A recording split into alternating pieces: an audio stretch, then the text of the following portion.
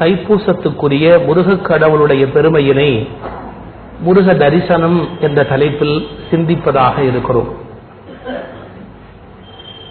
தைப்பூசம் என்பது முருகக் கடவுளுக்கு தங்கள் விளை நிலத்தில் விளைந்த பொருட்களை பக்தர்கள் காணிக்கையாக படைக்கிற விழா தைப்பூசம். காரணம், தை மாதம் அறுவடை நடக்கும், இது நமக்கு தெரியும். அந்த தை மாதம் நடந்திருக்கிற அறுவடையை எல்லாவற்றுக்கும் மூல காரணமாக இருக்கிற இறைவன் கொண்டு போய் படைப்பது. நமக்கு எந்த கடவுள் இதற்கான வித்தை கொடுத்தானோ அந்த வித்தை கொடுத்த கடவுளுக்கு விளைவை கொடுப்பது. விளைவு நாம் உண்டு பண்ணலாம், வித்து நாம் உண்டு பண்ண முடியாது. எனவே வித்தை கொடுத்தையை கற்ற இறைவனுக்கு விளைவை கொடுக்கிற விழா தைப்பூசம். அந்த கணக்கு எப்படி வைத்தார்கள் என்றால், நெடுந்தொலைவிலே இருந்து மக்கள் ஆடி பாடி பெருமானை தரிசிப்பதற்காக வருவார்கள். நெடுந்தொலைவிலே இருந்து பழனிக்கு காவடி எடுத்துக்கொண்டு வருவார்கள். வருகிற போது வெயில் பகுதி, அந்த வெயில் பகுதியிலே பகல் நேரத்திலே நடக்க முடியாது. இந்த வளர்பிறை பௌர்ணமி நிலவு வெளிச்சம் இருக்கிற போது இரவு நேரத்தில் நடந்து வருவது சுலபம். அதனால் தை பௌர்ணமியை ஒட்டி இந்த விழாவை வைத்தார்கள். இரண்டாவது, இந்துக்களுடைய விழாக்கள் முழுவதும் நீங்கள் பார்த்தீர்கள் என்று சொன்னால் பௌர்ணமியை ஒட்டித்தான் வரும். மாசி மகம், பங்குனி உத்திரம், சித்ரா பௌர்ணமி, மார்கழி திருவாதிரை, தைப்பூசம் எல்லாமே பௌர்ணமியை ஒட்டி அந்த விழா வரும். ஒரு அழகு சொல்லட்டுமா? தமிழிலே விழா என்று சொன்னாலேயே விழித்திருந்து செய்வது விழா. அதாவது இரவு நேரத்திலே விழித்திருந்து செய்வதாலே விழா என்று பெயர். ஏன்னா மனிதர்களுக்கு எங்கும் வராத தூக்கம் சொற்பொழிவுல வரும்.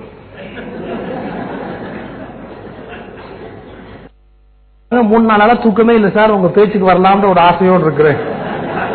அப்போ தூக்கம் வருதா பாப்போம் அப்படின்னு. நீங்க தூக்கத்தை வெல்ல முடியாது. ரெண்டு ஹைகோர்ட் ஜட்ஜி இப்படி உட்கார்ந்து பேசிக்கிட்டே இருக்கும்போது திடீர்னு தூக்கம் அவங்க ஜட்ஜ்மெண்ட் முட்டுவே இல்லையா, அவங்களே முட்டிடுவாங்க. அப்புறம் ஐ எம் வெரி சாரி அப்படிம்பாங்க. ஐ எம் வெரி சாரினா என்ன அர்த்தம்? மறுபடியும் முட்டுவே ரெடியா இருந்து அர்த்தம். வெல்ல முடியாது. ஆனா விழித்திருந்து செய்ய வேண்டியது விழா. பௌர்ணமி நிலவுக்கு கீழே ஆடி பாடி கடவுளை வழிபாடு செய்வது நமது வழிபாட்டு முறை. அதனால பௌர்ணமி எப்பெல்லாம் வருகிறதோ மாதத்தில் அதை எல்லாவற்றையும் விழாவாக ஆக்கிவிட்டார்கள். இதுல என்ன, அந்த காலத்தில் நமக்கு நிகழ்ந்திருக்கிற அறுவடை அதை தலைச்சுமையாக கொண்டு வருவார்கள். வாழைக்கொலை, அப்புறம் நெல்லு, பயிறு, காய்கறிகள், தானியங்கள், நல்ல வித்துக்கள், நட்ஸ் என்னென்ன விளைந்திருக்கிறதோ வயலில அதையெல்லாம் தலைச்சுமையாக எடுத்துக்கொண்டு இதை தலைச்சுமையாக எடுத்துக்கொண்டு பெருமானுடைய கோயில்ல அதை காணிக்கையாக படைப்பார்கள். இவ்வளவுக்கு என்ன ஆதாரம்னு கேட்டா, சங்க இலக்கியத்துல முருகனை பற்றி ஒரு செய்தி வருகிறது. கடி உன் கடவுள் என்று ஒரு வார்த்தை வருகிறது. கடினா புதியது, உண்ணுனா கடவுள். புதியவற்றை உண்ணுகின்ற கடவுள் முருகக் கடவுள். தன் விளைநிலத்தில் என்ன விளைந்ததோ அதை தான் உண்ணுவதற்கு முன்பாக பெருமானுக்கு படைக்க வேண்டும் என்று புதியவற்றை கடவுளுக்கு தருகின்ற விழாவாக தைப்பூசம் கொண்டாடப்பட்டது.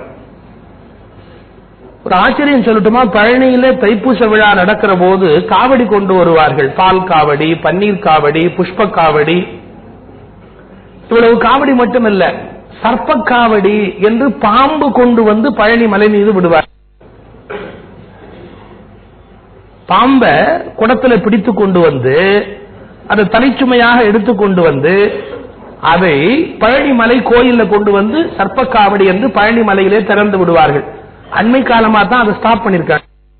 ஏன்னா போதுமான பாம்புகள் பழனியில் இருக்கின்றன என்று முடிவு செய்து இனிமேல் பாம்புகள் தேவையில்லை, பாம்பு காவடி கொண்டு வரக்கூடாது அப்படி பாம்பை சுருட்டி பானையில வைத்து கட்டி தலையில வைத்துக் கொண்டு பழனி மலையில விட்டு விடுவார்கள். ஏன் தெரியுமா? விவசாயத்துக்கு பாம்பு தோழர். விவசாயத்துக்கு பாம்பு தோழர். எலி விவசாயத்துக்கு விரோதி. வளர்கிற தானியத்தை வளர ஒட்டாதபடி செய்யக்கூடிய வலிமையுடையது எலி. எலிதான் பாம்புக்கு உணவு.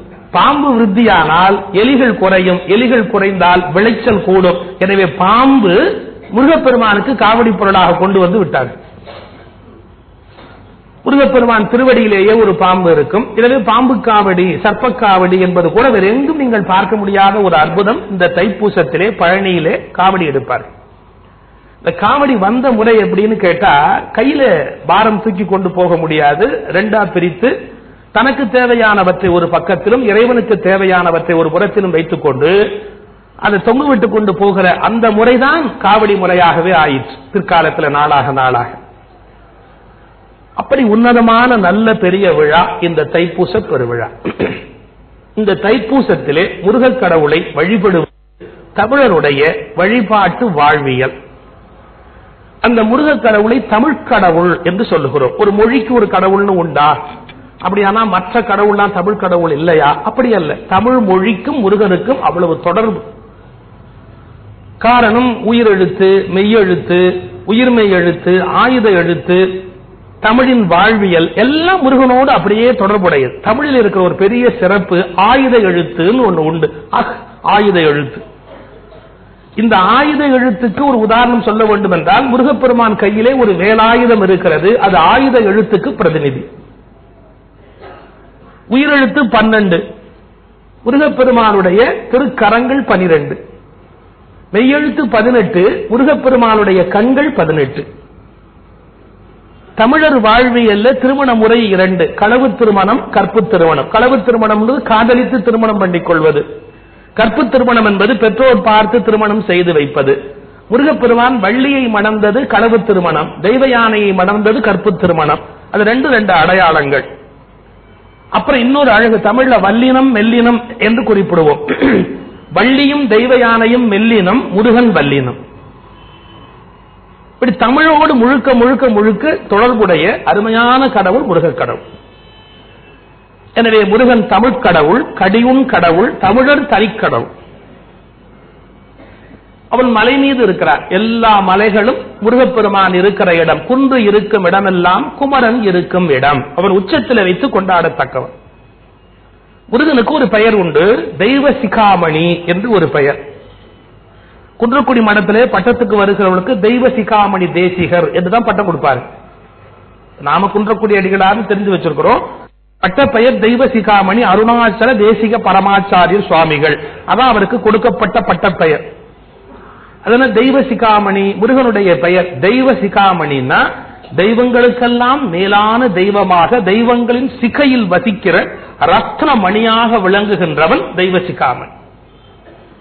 அப்ப நமக்கு என்ன தோணும்? அப்ப மற்ற கடவுள்லாம் மட்டம், அப்படி அர்த்தம் பண்ணவே கூடாது. ஒன்றை சொல்லுகிற போது சிறப்பா சொல்லுகிறோம் அப்படின்னு சொன்னா அதுக்காக மற்றதெல்லாம் மட்டம்னு ஒண்ணு அர்த்தம் கிடையாது. நம்ம குழந்தைய சொல்ற போது சொல்வோம், இந்த குழந்தை ரொம்ப பிரில்லியன்ட், இது மாதிரி ஒரு பிள்ளைய பார்க்கவே முடியாது அப்படின்னா, அந்த சராசரத்தை இது மாதிரி எப்பவுமே பிறந்ததில்லை, இனிமே பிறக்க போறதில்லைன்னு அர்த்தமா? அந்த குழந்தைய ரொம்ப கொஞ்சுகிறோம்னு போடும். இப்ப முருகப்பெருமான் தெய்வ சிகாமணிங்கிறதுக்கு ஒரு சின்ன நியாயம் சொல்லுகிறேன். ஒரு சின்ன நியாயம். எப்படி முருகனை போய் தெய்வங்கள் சிகையிலே இருக்கிற சிகாமணி, சிகை சிகா, அந்த சிகைக்காய் தான் சீயக்காய் ஆகி போச்சு. சிகைக்கு தேய்க்கிற காய் சிகைக்காய், சீயக்காய் ஆகி போச்சு. நம்ம நிறைய பேர் மாத்தி மாத்தி பயன்படுத்தி இருக்கிறோம். இடுப்புல கட்டுற கயிறு அரைஞான் கயிறுன்னு பேர். ஆனா இன்னைக்கு அரைஞான்னு சொன்னா யாருக்கும் தெரியாது. அண்ணா கயிறு, பெரியார் கயிறு, இதெல்லாம் தான் இன்னைக்கு பேராகி போச்சு. அரைஞான் இடுப்புல கட்டுவது. சிகைக்காய், சிகாமணி, சிகையிலே மணியாக விளங்குகின்றவர். அப்ப எல்லா தெய்வங்களுடைய சிகையிலும் முருகப்பெருமான் இருக்கிறான்னு சொல்லலாமா அப்படின்னு கேட்டா ஒரு சமாதானம் சொல்லலாம். குன்று இருக்கும் இடமெல்லாம் குமரன் இருக்கும் இடம். குன்றெல்லாம் மலை, மலை மீது பாதம் தோய நின்று கொண்டிருக்கிறவன் முருகக் கடவுள். முருகக் கடவுள் காலுக்கு கீழே கல் இருக்கிறது, மலை இருக்கிறது. எந்த சுவாமிக்கு சிலை செய்தாலும் அந்த கல்லிலிருந்து எடுத்து செய்வதால் தெய்வங்கள் சிகையிலே கால் வைத்து நிற்கிறவன் தெய்வ சிகாமணியாகிய முருகக் கடவுள். எந்த சுவாமிக்கு சிலை செய்யறதா இருந்தாலும் கல் எடுக்க வேண்டியிருக்கு. கல் மலையில இருக்கிறது, மலைக்கு அதிபதி முருகப்பெருமான், மலை மீது அவன் கால் இருக்கிறது. கீழே இருக்கிற கல்லை எடுத்து செய்கிற போது அது ராஜராஜேஸ்வரியா இருந்தாலும் கூட முருகப்பெருமான் காலுக்கு கீழே இருக்கிற கல்லை எடுப்பதாலே தெய்வ சிகாமணி முருகக்கடவுள். அப்படி ஒரு பெயர். அவருக்கு ஒரு சமாதானம். அந்த முருகக்கடவுடைய பெருமை என்ன அப்படின்னா, அழகே வடிவமானவன் முருகக்கடவுள். தமிழருடைய அழகுணர்ச்சியின் வெளிப்பாடு முருக வழிபாடு என்று எழுதுவார்கள். இந்த அழகுங்கிற சொல்லுக்கே கூட வடிவுன்னு ஒரு சொல் உண்டு. இந்த வடிவுங்கிற சொல் நாம பயன்படுத்துறது இல்லை. நம்ம இலங்கை தமிழ் மக்கள், யாழ்ப்பாண தமிழர்கள் பயன்படுத்துவார். பெண்ணு வடிவாக இருக்கிறாள் அப்படிம்பாங்க. வடிவுனா அழகு. அந்த வடிவு, வடிவம், வடிவு இதெல்லாம் வடிவுடை நாயகி, இதெல்லாம் அம்பாளுடைய பேர், வடிவுடை நாயகி. நல்ல தமிழ் சொல் வடிவு. அது மாதிரி அழகு, அதை விட தூய தமிழ் சொல் இருக்கிறது. இன்னும் அழகான ஒரு தமிழ் சொல் நம்ம பயன்பாட்டில் வைத்திருக்கவில்லை. முருகியல் உணர்ச்சி. முருகு அப்படின்னு சொன்னாலேயே அழகியல், எஸ்தட்டிக் சென்ஸ் சொல்றாங்க பாருங்க ஆங்கிலத்தில். அந்த எஸ்தட்டிக் சென்ஸ் அப்படிங்கிறதுக்கு எக்ஸாக்ட் டிரான்ஸ்லேஷன், நேரடி மொழிபெயர்ப்பு முருகியல் உணர்ச்சி. எதையுமே ஒரு அழகுணர்வோடு செய்தால் அந்த அழகுணர்ச்சி கொண்டாடத்தக்கது. முருகக் கடவுள் யாரு? அழகே வடிவமாகிய கடவுள் முருகக் கடவுள். அவன் மயில் வைத்திருக்கிறான் வாகனமாக. மயில் அழகு. மலை மீது இருக்கிறார், மலை அழகு. என்னதான் இருந்தாலும் மலைக்கு இருக்கிற அழகு சமவெளிக்கு கிடையாது. தொலைவிலேருந்து ஒரு நீல மலை பார்க்கிறோம், அப்படியே மேகங்கள் வந்து யானை கூட்டம் மாதிரி படுத்திருக்கும். பசிய லேசான பசுமை எல்லா பக்கத்திலேருந்து தெரியும். பனி, குளிர்ச்சி, மெல்லிய காற்று, குற்றமில்லாத காற்று, ஏர் பொல்யூஷன் கிடையாது. அந்த மலை என்பது அவ்வளவு அழகான அழகியல் வெளிப்பாடாக விளங்குகிறது. அந்த மலை முருகனுக்குரிய அழகுணர்ச்சி. மயில் அழகினுடைய வெளிப்பாடு. மயிலுக்கு நிகரான பறவை கிடையாது. அழகு, அவ்வளவு அழகு மயில். இந்தியாவுடைய தேசிய பறவையா மயிலை அறிவிக்கிறார்கள். ஒரு உலக சென்னை தில்லி பாராளுமன்றத்தில் ஒரு பிரச்சனை வந்தது. அண்ணா வந்து அப்போ பாராளுமன்றத்துக்கு போயிருக்கிறார். ஹிந்தி வந்து இந்தியாவுடைய தேசிய மொழியா அறிவிக்கணும்னு பிரச்சனை நடந்துகிட்டு இருக்கு, கூடாதுங்கிறார் அவர். அப்போ ஒரு விவாதம் வந்தது. என்ன விவாதம்னா, ஏன் ஹிந்திய தேசிய மொழியா அறிவிச்சா என்ன? மெஜாரிட்டி பட்ச மக்கள் பேசுவது ஹிந்தி தானே, எப்பவுமே மெஜாரிட்டிக்கு ஒரு மரியாதை கொடுக்க வேண்டாமா? மெஜாரிட்டி அப்படின்னு பார்த்தா ஹிந்தி தான் தேசிய மொழியா வரணும் அப்படின்னு. பட்டுன்னு இருந்துச்சு. அண்ணா கேட்டார், மெஜாரிட்டி படி பறவையில தேசிய பறவையா வைக்கிறதா இருந்தா காக்காவை தானே வைக்கணும், மயிலையும் வச்சீங்க சொல்ல முடியும். காக்காவை விட மயில் அழகுன்னா அப்ப தமிழை வைங்க, இந்தியை விட தமிழ் அழகுன்னார். பிரசன்ஸ் ஆஃப் மைண்ட் உடனே. அது வந்து ரேர். அழகுங்கிறது வேற, மெஜாரிட்டிங்கிறது வேற, நிறைய இருக்கிறதுங்கிறது வேற. மயில் வந்து ரொம்ப ரேர், அதிகமா நீங்க பார்க்க முடியாது. அழகினுடைய வெளிப்பாடு. இன்னைக்கும் மயிலோட கலர் இருக்கு பாருங்க, நிர்ணயிக்க முடியாத நிறம். அது ப்ளூவா கிரீனா கருப்பா அப்படிங்கறதே பெரிய பிரச்சனை. கழுத்து. அதான் பெண்கள் புடவை வாங்க போகும்போது அந்த மயில் கழுத்து அப்படிம்பாங்க பாருங்க, கடைக்கார அவுட். அது மயில் கழுத்துங்கிறது என்னன்னு முடிவு பண்ண முடியாத ஒரு கலர். அப்படி இவங்க புடவை வாங்க போது செக்யூரிட்டி கார்டு கூட போயிருக்கான் பாருங்க. யாரு? ஹஸ்பண்ட். செக்யூரிட்டி கார்டு அவன் அப்படியே தகச்சு போய் நிற்பான். அப்ப மயிலா மாறின உடனே இவன் பாம்பா மாதிரி பகையா உசுன்னு. அந்த மயில் கழுத்து கலர் அப்படிங்கறது டிசைட் பண்ண முடியாது. அது ஒரு மினுமினுப்பு இருக்கும். மயிலுடைய கழுத்துல ஒரு மினுமினுப்பு இருக்கும், ஒரு ஷைனிங் இருக்கும் பாருங்க, வேற எங்கேயும் நீங்க பார்க்க முடியாது. அது இறகு விரிச்சு ஆடுது. இறகு விரிச்சு ஆடுதுன்னா அது வந்து இணை சேர்க்கைக்கு அழைக்கிறதுன்னு பொருள் தான் உண்மை, சயின்ஸ் படி. எப்போதும் அழகு, விரும்பப்படுகிற பேரழகு உடையது மயில். அந்த மயில் முருகப்பெருமானுடைய வாகனம். ஆயுதங்கள் அழகான ஆயுதம், வலிமை உடைய ஆயுதம்னு பழைய தமிழர் கொண்டாடியது வேலாயுதம். அது முருகப்பெருமானுடைய கையில இருக்கு. அழகே வடிவமான வள்ளி, அழகே வடிவமான தெய்வ யானை முருகப்பெருமானுக்கு உரியவர்கள். முருகனும் அழகு. எப்படி அழகுனா முழுதும் அழகிய குமரன். திருப்புகழ்ல சொல்றார், முழுதும் அழகிய குமரன். என்ன முழுதும் அழகிய குமரன்? முருகப்பெருமான் திருவடியிலிருந்து திருமுடி வரையில நீங்க எங்க பார்த்தாலும் அழகு அழகு அழகு அழகு, அப்படி அழகு. நான் பல முறை சொல்லியிருக்கேன், மனிதர்களுக்கு என்ன எல்லைன்னு கேட்டா, மனிதர்களுடைய உடம்பிலே ஒரு பகுதி அழகாக இருந்தா மறுபகுதி அழகு குறைஞ்சு போயிடும். இது ஒரு ஆச்சரியமான உண்மை. இப்ப சில பேருக்கு மூக்கு ரொம்ப அழகா இருக்கும், கண்ணு நல்லா இருக்காது. கண்ணு நல்லா இருக்கும், காது நல்லா இருக்காது. காது நல்லா இருக்கும், பல்லு நல்லா இருக்காது. ஏதோ ஒரு குறை இருக்கும். ஒரு குறையோட தான் ஒரு உயிர் படைக்கப்படும். ஒரு பகுதியில அழகு இருக்கும், ஒரு பகுதியில அழகுல ஒரு குறை இருக்கும். இது தவிர்க்க முடியாது. நான் சொல்ற உண்மை யாருக்கு தெரியும் நினைக்கிறீங்க? இந்த பொன் பார்க்க போறான் பாருங்க, அவனுக்கு தெரியும். அவன் வந்து ஒன்னு நல்லா இருக்குமா, ஒன்னு குறைச்சலா இருக்குன்னு சொல்லுவான். தாயாரோட போய் பொன் பார்க்க போறான். பொன் பார்க்க போத்துட்டு பார்த்துட்டு திரும்பி வரும்போது அம்மா கேட்கறா, என்னடா பொண்ணு எப்படிடா இருக்கு அப்படின்னு கேட்கறா. அம்மா கண்ணு பாத்தியாம்மா? என்னடா இப்படி தனித்தனியாவா நம்ம என்ன இந்த கேமரா லென்ஸ்ல போக்கஸ் பண்ணியா பார்க்க முடியும்? கண்ணு தனியா காது தனியான்னு பார்க்க முடியும் அப்படின்னா. அம்மா கண்ணு பாத்தியாம்மா? ஏன் கண்ணு யார பாக்குதுன்னே தெரியலையம்மா, அது ஒரு மாதிரி இல்ல அப்படின்னு. என்ன பெரிய அம்மா சொல்வா, இதெல்லாம் யாரா பார்த்தா அப்படி. அப்ப வேண்டாமா? நான் வேண்டாம்னு சொல்ல மாட்டேன், நீ முடிவு பண்ணிக்கோ, ஆனா எனக்கு இஷ்டம் இல்லை. என்ன பண்ணுவா தாய? சரி வேற பொண்ணு பார்த்துட்டு கண்ணு சரியா இருக்கான்னு எல்லாம் கரெக்டா பார்த்துட்டு கண்ணு நல்லா தான்டா இருக்கு அப்படின்னா. கண்ணு நல்லா இருக்கு, காது பாத்தியா? என்ன ரெண்டு முறத்தை ஒட்ட வச்ச மாதிரி இல்லை? என்னடா தப்பு? ஆண்கள் பண்ற தப்பு. நான் இதை நியாயம்னே சொல்லல, ஆண்கள் பண்ற தப்பு. நான் ஆண்கள் எல்லாம் இப்ப விரும்பி கேட்டுக்கிறது, பெண் பார்க்க போறேன்னு ஒரு வீட்டுல போய் ஒரு பொண்ணை பத்தி கமெண்ட் அடிக்கிறதுக்கு ஆணுக்கு உரிமை கிடையாது. தப்பு. அதெல்லாம் பழைய வழக்கம். போய் பார்த்துட்டு ஊருக்கு போய் லெட்டர் போடுறேன், அப்புறமா போன் பண்றேன், இதெல்லாம் அதை எக்ஸ்ப்ளாய்ட் பண்றது. பெண் சமூகத்தை ஆண் சமூகம் எக்ஸ்ப்ளாய்ட் பண்ணிட்டு இருக்குன்னு அர்த்தம். உங்களுக்கு பெண் பார்க்கணும்னு தோணுனா கோயில்ல எதிர்பக்கமா பெண் வீட்டுக்காரங்க நிக்கட்டும், இந்த பக்கமா மாப்பிள்ளை வீட்டுக்காரங்க நிக்கட்டும், பார்த்துக்கிட்டு பிடிச்சா மேற்கொண்டு மேல போய் பேசிட்டோம். அதை விட்டுட்டு வீட்டுல போய் உட்காந்து பஜ்ஜி சொஜ்ஜி எல்லாம் சாப்பிட்டுக்கிட்டு அப்புறமா போய் சொல்லி அனுப்புறோம் அப்படின்னு சொல்லி, இப்ப இதை விட நல்ல இடம் வந்துருச்சு, நாங்க என்ன பண்ண முடியும், ஜாதகம் பொருந்தல, இப்படி ஏதாவது ஒரு பொய் சொல்றது. அதுக்கப்புறம் சகுனம் சரியில்லை, உங்களுக்கு வேண்டாம், அந்த மாதிரிலாம் யாராவது ஒரு பையன் வந்துட்டு தின்னுபிட்டு வெறும்ன போனா பில் அனுப்புங்க. இல்ல இப்படி பண்ண சொல்லுங்க, 500 ரூபாய் டெபாசிட் கட்டிட்டு வாடா, கல்யாணம் செட்டில் ஆனா நாங்க அப்புறம் செட்டில் பண்ணிக்கிறோம், இல்லன்னா 500 ரூபாய் டெபாசிட்ட போர்பிட் பண்ண வேண்டியதுதான், நாங்க பறிமுதல் பண்ணிடுவோம். அப்படிலாம் பெண்கள் போல்டா பேசணும். ஏதோ நான் பெங்களூருக்கு வந்த வேலை ஒரு 4 வீட்லயாவது கல்யாணத்தை ஆரம்பிச்சு வச்சுட்டு போனா அது எனக்கு ஒரு பெரிய நன்மையா இருக்கும். ஆண்கள் கொஞ்சம் யோசிக்கணும்.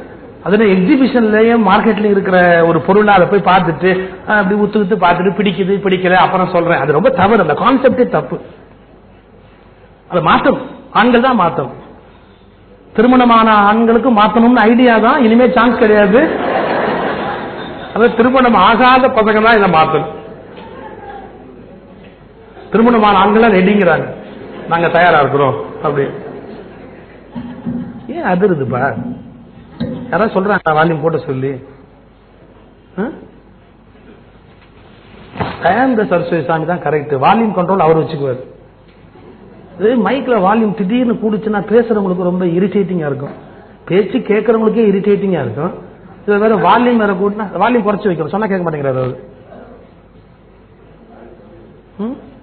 குறைச்சு வைக்க சொல்லுங்க.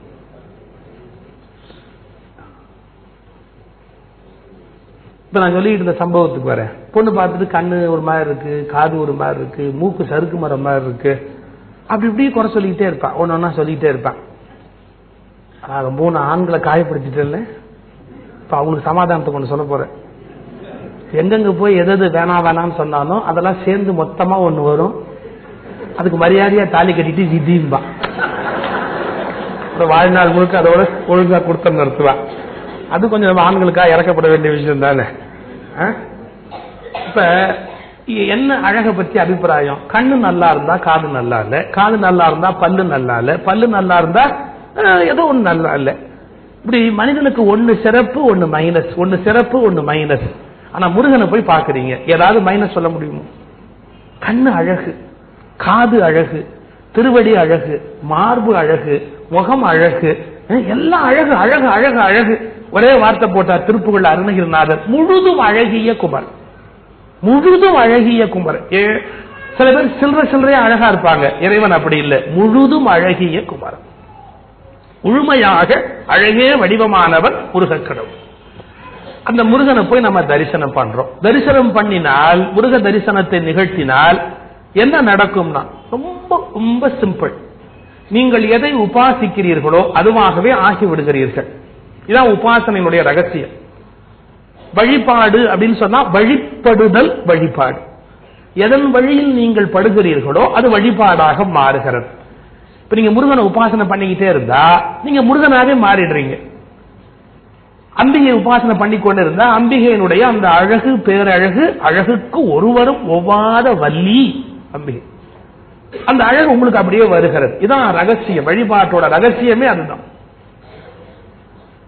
இப்ப முருகனை உபாசிக்கிறவர்கள் முருகனாகவே ஆகிறார்கள், அழகாக ஆகிறார்கள் நான் சொன்னா உடனே பல பேர் கேட்பீங்க, அது எப்படி சாத்தியம்? முருகனை கும்பிட்டா நம்ம அழகாயிட முடியுமா? அப்படி நான் அதுக்கு ஒரு உதாரணம் சொல்றேன். நடிகர்களுக்கு ரசிகர் மன்றம் வைக்கிறான் பையன், பைத்தியம் பிடிச்ச மாதிரி அந்த நடிகனையே நினைச்சுக்கிட்டு இருக்கிறார். நீங்க ஒரு வேடிக்கை பார்த்திருக்கீங்களா? ஒரு நடிகனுக்கு ரசிகனா இருக்கிற நம்ம வீட்டு பையன் என்ன பண்ணுவான், அந்த நடிகன் மாதிரியே பேண்ட் சட்டை போடுவான், அந்த நடிகன் மாதிரியே தான் பேசுவான். ஏதாவது கொடுன்னு சொன்னா இப்படி கொடுப்பான். ஏன்னா எங்க இப்படிதான் கொடுப்பாருன்னு வாய் வேற போன்ல சொல்லிட்டு, ஏன்னா இவ்வளவு தடவை கேட்கறேன் பதில் சொன்னா, ஒரு தடவை சொன்னா ஒரு தடவை சொன்ன மாதிரி தெரியுமா அப்படிமா இல்லாத அமட்டெல்லாம் பண்ணுவான். ஒரு ஆச்சரியம் சொல்லட்டுமா, 5 வருஷம் நம்ம பையன் ரசிகர் மன்றம் வச்சு ஒரு நடிகனுக்கு ரசிகனா இருந்துட்டு 5 வருஷம் கழிச்சு நம்ம பிள்ளைய பார்த்தா நமக்கே அடையாளம் தெரியாது.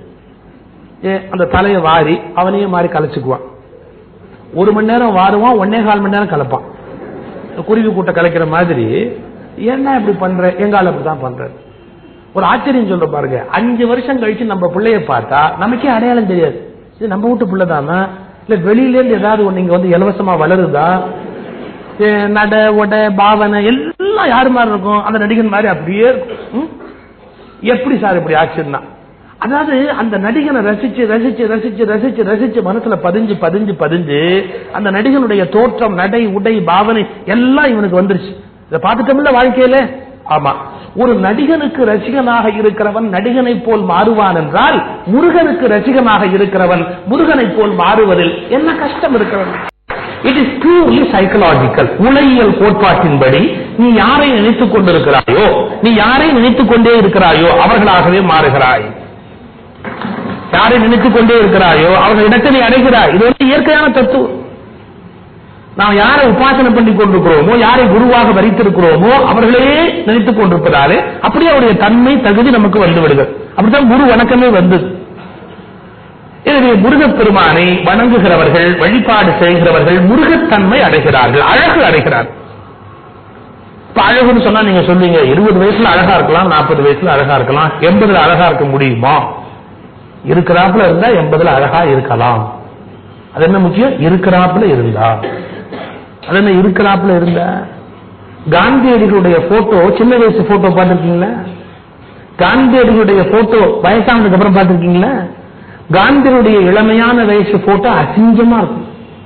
ஆனா முதுமையாக பொக்கவாய், அந்த பொக்கவாய் சிரிப்போட காந்தி இருக்கிற போட்டோ அவ்வளவு அழகா இருக்கும். ஏன்? இளமையில் காந்திக்கு மனதில் நல்ல எண்ணங்கள் இல்லை, ஆனா வளர வளர நல்ல எண்ணங்களை தவிர காந்தி கிட்ட எதுவுமே இல்லை. அந்த முதுமையிலும் காந்தி அழகாக இருந்தார். புரியுதில்ல? சரியா சொல்லட்டுமா? இளமை என்பது காய் போல, முதுமை என்பது பழம் போல. பழத்தின் கனியும் சுவையும் கனிப்பும் இனிப்பும் காயில் இருக்காது. எனவே காயாக இருப்பது இளமை, கனிந்து விளங்குவது முதுமை. முதுமையில் அழகில்லை என்றால், முதுமையில் ஒருவரிடத்தில் அழகில்லை என்றால் அவர்கள் பழுக்கவில்லை, வென்று விட்டார்கள் என்று பொருள். பழுத்திருந்தாங்கன்னு வச்சுங்க, பழுத்த பழம் சார், பழுத்த பழம் சார். எம்எஸ் அம்மாவுக்கு வயசாயிட்டே போச்சு. எவ்வளவு வயசானாலும் எம்எஸ் சுப்புலட்சுமிக்கு தோற்றத்தில் ஒரு பொலிவு எப்படி இருந்தது? அது இசை, அதிலேயே ஈடுபாடு, எப்போது அதே சிந்தனை, வேற எந்த சிந்தனையும் கிடையாது. அப்போ முதுமையில் பழுத்தால் அழகு இருக்கும். வரையாட்டாம 80 வயசுக்கு மேல இருந்தாரு, 80 வயசுல முகத்துல அந்த பொலிவு இருந்தது. சிவாஜா முருக பக்தர், 80 வயதுல முகத்துல அந்த பொலிவு இருந்தது. பொலிவு குறையவே இல்லையே. அந்த பக்தி, முருகனை நினைந்து கொண்டே இருக்கிறவர்களுக்கு அழகு என்றைக்கும் இருக்கும். என்றும் இளையாய் ஏறோம்தான் ஏறு, என்றும் இளையாய், என்றைக்கு இளமை இருக்கும். முருகனை கும்பிடுகிறவர்கள் என்றைக்கு இளமையாக இருக்கலாம். எவ்வளவு பெரிய ஆச்சரியம்! எப்படி சார் முருகனை கும்பிட்டவங்க எப்படி இளமையாவே இருக்க முடியும்? அப்படி இளமையா இருக்கணும் எல்லாருக்கும் ஆசை தான், ஆனா எப்படி இருக்கணுங்கிறது தெரியாது இல்ல. இப்ப இளமையா இருக்கணுங்கிற ஆசை யாருக்கு இல்ல? பஸ்லயே கொஞ்சம் வயசானவர் நினைச்சு பெரிய பெரிய உட்காருங்கன்னா எனக்கு ஒண்ணு அவ்வளவு வயசாகுது, சரி நின்னுகிட்டே வா, நாங்க என்ன பண்ண முடியும்? அது வயசாச்சுன்னு சொல்லக்கூடாதான். ஒருத்தருக்கு வயசாச்சுங்கிறதுக்கு என்னடா அடையாளம்னா, எங்க பேராசிரியர் ராதாகிருஷ்ணன் சொல்லுவார், இளம் பெண்கள் உன்னிடத்தில் கூச்சம் இல்லாமல் வந்து பேச தொடங்கினால் உனக்கு வயதாகி விட்டது என்று பொருள். ஒரு ஆணுக்கு ஒரு இலக்கணம். அவர் கூச்சம் இல்லாம உங்ககிட்ட வந்து பேச ஆரம்பிச்சாச்சுன்னா அவனுக்கு வயசாகி போச்சு அப்படின்னு அர்த்தம், புரிஞ்சுக்கோ அப்படி. வயசாச்சுங்கிற கான்செப்டே பல பேர் ஒத்துக்க மாட்டாங்க. ஒரு வீட்டுக்கு போன உடனே நம்மளோட கான்செப்ட் தாத்தான்னு சொல்லாது, மாமான்னு சொல்லும். இந்த குழந்தை தாத்தான்னு கூப்பிட்டா என்ன, மாமான்னு கூப்பிட்டா என்ன, அதே பல பேர் கோவம். தாத்தான்னு கூப்பிடாது, மாமான்னு கூப்பிடு. அது ஒரு காம்ப்ரமைஸ் பண்ணோம், மாமா தாத்தா அப்படின்னு. அது புதுசா ஒரு உறவையை இன்வென்ட் பண்ணும். மாமா தாத்தா வந்திருக்கிறார் அப்படின்னு புதுசா ஒரு உறவெல்லாம் சொல்ல ஆரம்பிக்கும் இல்லையா? அந்த வயசாகி போச்சுங்கிறத ஒத்துக்கிறதுக்கே பல பேருக்கு மனசு தர. ஆனா முருகனை கும்பிடுகிறவர்கள் என்றைக்கு இளமையாக இருப்பார்கள் அப்படின்னா, எப்படி இளமையா இருக்க முடியும்? ஒரு காலம் முருகனுடைய தலங்கள் எல்லாமே மலை மேல இருக்கு.